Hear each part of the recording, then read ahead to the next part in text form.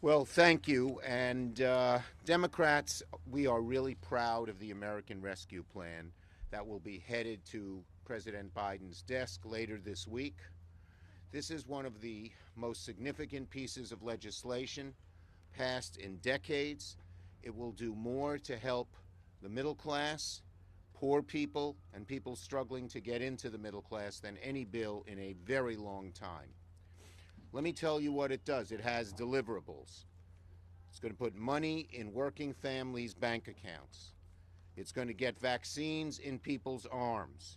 It's going to get our kids back in school safely. It's going to cut child poverty in half and so much more. Democrats are delivering. Promises made, promises kept. We told America in December that if we got the majority, we would get these things done. And now, with only a short amount of time that we've been in the majority, we have gotten them done. Contrast this to what the Republicans did. They passed a bill of about the same size, $1.7 trillion, that went primarily for the very wealthy and the biggest corporations in America and did virtually nothing to help middle-class people. And we believe that this will show the American people that we can get things done to make their lives better. This is the broadest, most comprehensive bill to help the middle class that's come along in decades. It goes where the needs are the greatest. We're going to keep working to continue to pass big, bold legislation that makes American people's lives better. Why did so many people turn to a man who was a liar, a demagogue, a bigot with authoritarian personality? Well, many of them lost hope that they could get that a positive government can help them. We are in the act and in the process of restoring that hope, and we think it'll have significant consequences for the American people economically, politically, and even going to their faith in government. Dick Durbin. I'd like to beg your indulgence to say something that's slightly off topic to start with. We can never erase the sad memory of what happened to Judge Merrick Garland 5 years ago in the United States Senate. But we can give this remarkable man an opportunity to write a new chapter of public service in his life. Within the hour, we will do that. Merrick Garland is the right man for this moment in the history of the Department of Justice. On topic. I thought that the health care plan sponsored by President Obama was my most important vote when it came to domestic issues in the time I've served in Congress. But in passing the American Rescue Plan, we make the most dramatic change in America in modern times with this legislation. This is historic. We will cut child poverty in half. We will extend crucial unemployment benefits for millions of Americans. We will continue to provide a lifeline to struggling businesses. We will support state and local government workers, direct checks to millions of American families. We will empower our schools to open safely. And most importantly, we will fund vaccine creation and distribution to get shots in the arms of Americans. What was a ghost town of the Senate for 4 years came alive Saturday, and the American people took notice. On Saturday, Senate Democrats voted for a package that enjoys broad bipartisan support. Democrats, Republicans, and independents.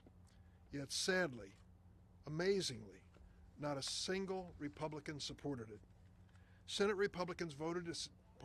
Democrats voted to send $1,400 checks to Americans bearing the brunt of this crisis. Not a single Republican joined us. We voted for a national vaccination program to get shots into people's arms. Not a single Republican joined us. We voted for aid for small businesses struggling to keep their doors open. Not a single Republican joined us. We voted for funding to keep educators on the payroll to safely reopen our schools. Not a single Republican joined us.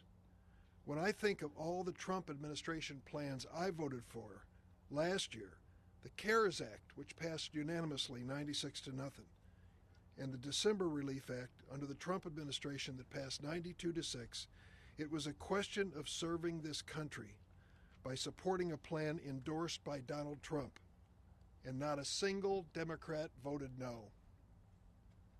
So when it came time to return the favor and have the Republicans stand with the new Democratic administration, it is sad that not a single Senate Republican voted yes.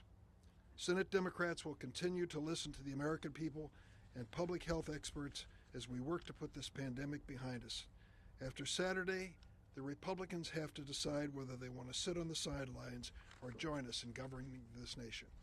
Senator Murray.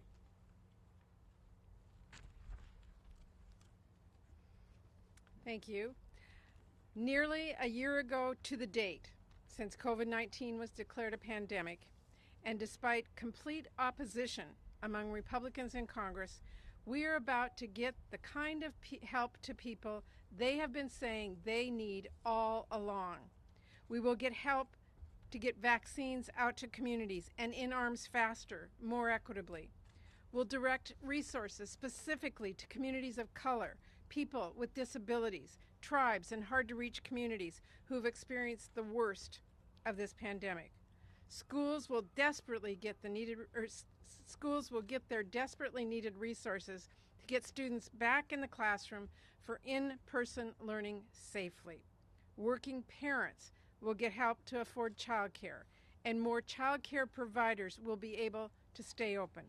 The small businesses we all know and love in our communities will get support to weather this storm. More than 1 million workers and retirees nationwide, including 182,000 people in my home state of Washington, will no longer have to worry about losing their hard-earned retirement benefits. And people across the country who have struggled the most with the economic consequences of this pandemic will get direct payments, tax relief, and unemployment benefits to ease these impossibly tough times. Too often during this pandemic, the message people have gotten from the federal government is, you're on your own. Whether you're a teacher, a worker at a meatpacking plant, or a governor trying to avoid having to fight for resources with other states. But the American Rescue Plan says, let's make sure we can all get through this. Let's make sure no one is left behind. To families in Washington State and across this country, help is finally on the way. And Democrats are going to get this done and continue the long work ahead to build back stronger and fairer from this crisis. Thank you. Senator Stabenow.